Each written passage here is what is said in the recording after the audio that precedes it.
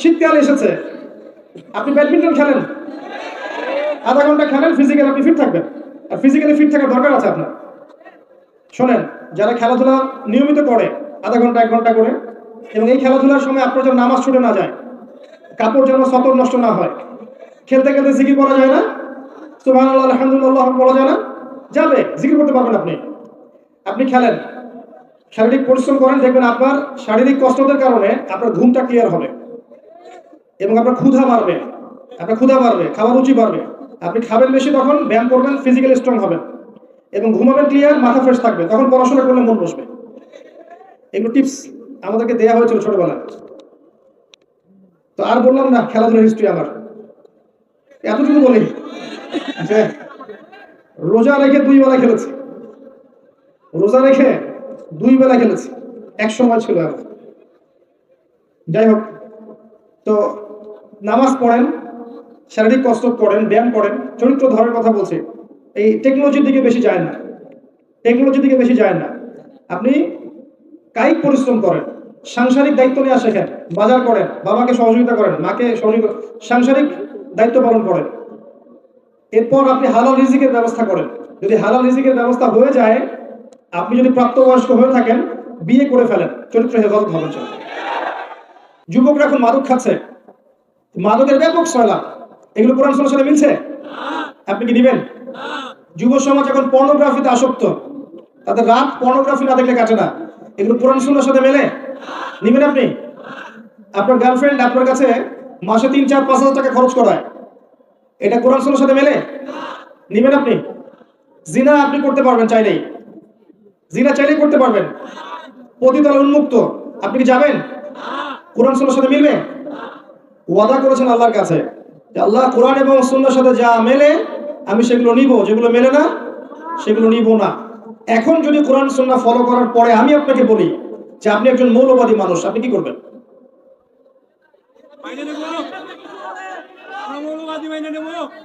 শব্দটার ব্যাখ্যা শুনেন। কোন একটা বিষয়ের মৌলিক বিষয়গুলো যারা মেনে চলে তাদেরকে ফান্ডামেন্টালিস্ট বলা হয়। একটা আদর্শ, একটা দর্শনের, একটা ধর্মের মৌলিক বিষয়গুলো যারা মেনে চলে তাদেরকে ফান্ডামেন্টালিস্ট বলা হয়।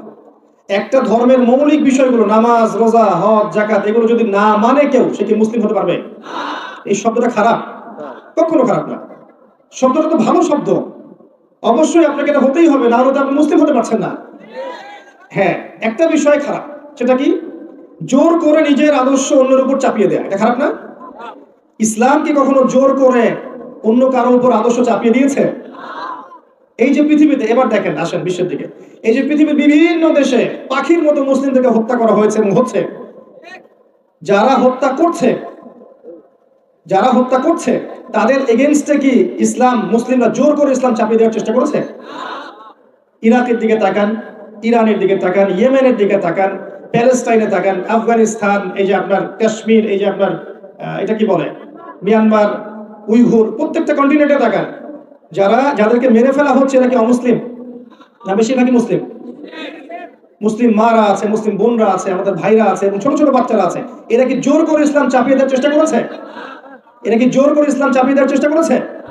ইসলামের পুরো ইতিহাস পড়ে দেখেন, একদম আবু বকর সিদ্দিক রাদিয়াল্লাহু আনহুর যুগ থেকে যে ওমর, ওসমান, আলী রাদিয়াল্লাহু আনহুম, উমাইয়া খেলাফত, আব্বাসীয় খেলাফত, ফাতেমি খেলাফত, কর্ডোভার ইসলামী খেলাফত, এই যে মামলুক শাসন, মিশরের ফাতেমি খেলাফত, উসমানীয় খেলাফত, মুঘল, এই যে আফগান, প্রত্যেকটা কন্টিনেন্টের হিস্ট্রি পড়ে দেখেন, কেউ কি জোর করে ইসলাম চাপিয়ে দেওয়ার চেষ্টা করেছিল?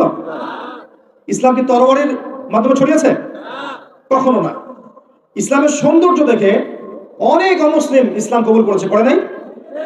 কিন্তু একটা রাষ্ট্র, মনে করেন বাংলাদেশ, এর সার্বভৌমত্বের দিকে যদি কেউ চোখ দেয়, বাঙালি কি চুপ করে বসে থাকবে?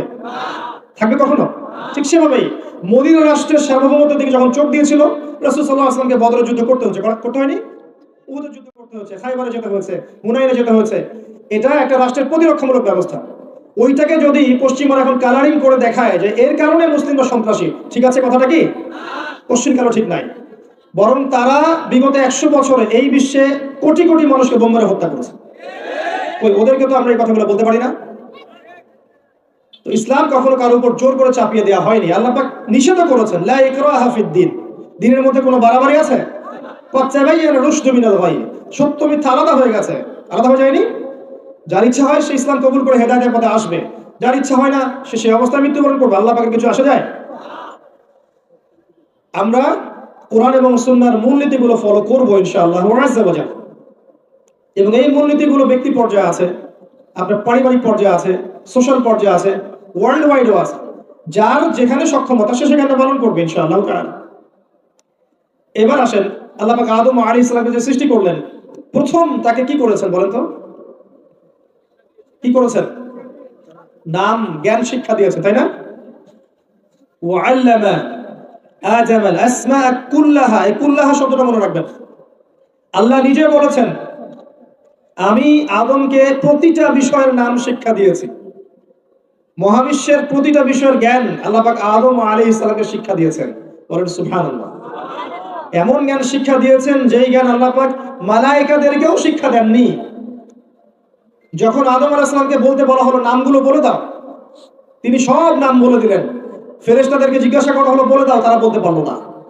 তারা বলল যে অতটুকুই জানি যতটুকু আপনি শিখিয়েছেন। এরপর আল্লাহ পাক বললেন আদমকে সিজদা করো, তাই না? এরপর ফেরেশতা নূরের, ওই যে নূরের ফেরেশতা এই মাটির আদম সন্তানকে সিজদা করলো। সুবহানাল্লাহ। আমরা কিন্তু আমাদের মূল্য বুঝি না, যে আমরা কত উন্নত সৃষ্টি, আল্লাহ পাকের কত প্রিয়, আল্লাহ কত ভালোবেসে মহব্বতের সাথে আমাদেরকে সৃষ্টি করেছেন। আমরা কিন্তু আমাদের মূল্য বুঝি না। যদি বুঝতাম যে আল্লাহ আমাদেরকে কত ভালোবাসে এবং আল্লাহ আমাদেরকে কি পরিমাণ রহম করতে চান, আমরা কোশ্চিন কালো বেনামাজি থাকতাম না, বেরোজাদার থাকতাম না, আমরা আল্লাহর অবাধ্য হতাম না। আমার কথায় কিছু মনে করবেন, আমি কাউকে আঘাত করার জন্য কথা বলিনি। কিছু বিষয় আমি ফিল করে ভিতর থেকে জাস্ট শেয়ার করলাম। যদি এমন হতো কতই না ভালো হতো, এমন মনে হয়। কিন্তু আমার হাতে কোনো ক্ষমতা নেই, আছে? কোনো ক্ষমতা নেই। তো যদি আল্লাহ পাক ঊর্ধ্বতন কর্তৃপক্ষদেরকে হেদায়েত দেন বা বুঝ দেন, হয়তো বা তারা এগুলো করতে পারে। আমরা দোয়া করে আল্লাহ পাক উপর থেকে নিচ পর্যন্ত সবাইকে হেদায়েত দান করেন। আমি কারো মাঝে কোনো বিভক্তি দেখি না। আমার কাছে মনে হয় সবাই মুসলিম, সবাই আমরা ভাই। সবার মাঝখানে ভালো কিছু আছে, আপনি পাবেন। কিছু খারাপ পাবেন, খারাপগুলো ছেড়ে দেন, ভালোগুলো নিয়ে থাকেন। আমরা সমালোচনায় বেশি পটু, যে খারাপটা বেশি চর্চা করতে পছন্দ করি। কারণ মানুষের মধ্যে ভালো কিছু নাই, আমরা ভালো কিছু বলতে চাই না। এই কারণেই আল্লাহ পাক আমাদের উপর আযাব দিয়ে দেন। এগুলো অনেক সময় দেখা যায় আমাদের উপর আযাব হয়ে আসে, আমরা বুঝতে পারি না। আল্লাহ বোঝার তৌফিক এনায়েত করুন, আমিন। আমি আলোচনা গুটিয়ে নিচ্ছি। তো আমি এতক্ষণ যে কথাগুলো বললাম, কোরআন থেকে আপনাকে একটা জিনিস বোঝাতে চাইলাম, যে প্রত্যেক যুগে যুগে আল্লাহর সুন্নত একই। এই যুগে আমরা কার উম্মত? মুহাম্মদ সাল্লাল্লাহু আলাইহি ওয়াসাল্লামের উম্মত।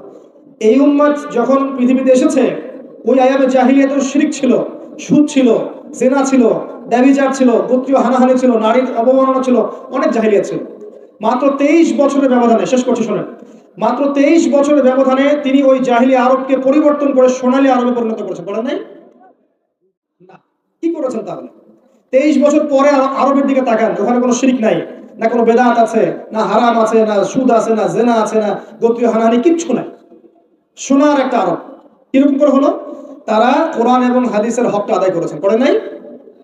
আমরাও যদি এখন এই যুগে কোরআন এবং সুন্নাহর হকগুলো আদায় করি, ইনশাআল্লাহ তাআলা দেখবেন আপনি আগামী 20, 30, 40, 50 বছর পর হলেও এমন প্রজন্ম গড়ে উঠবে ইনশাআল্লাহ, দেখবেন যারা আল্লাহর জমিনে আল্লাহর দ্বীন কায়েম করে ছাড়বে ইনশাআল্লাহ তাআলা।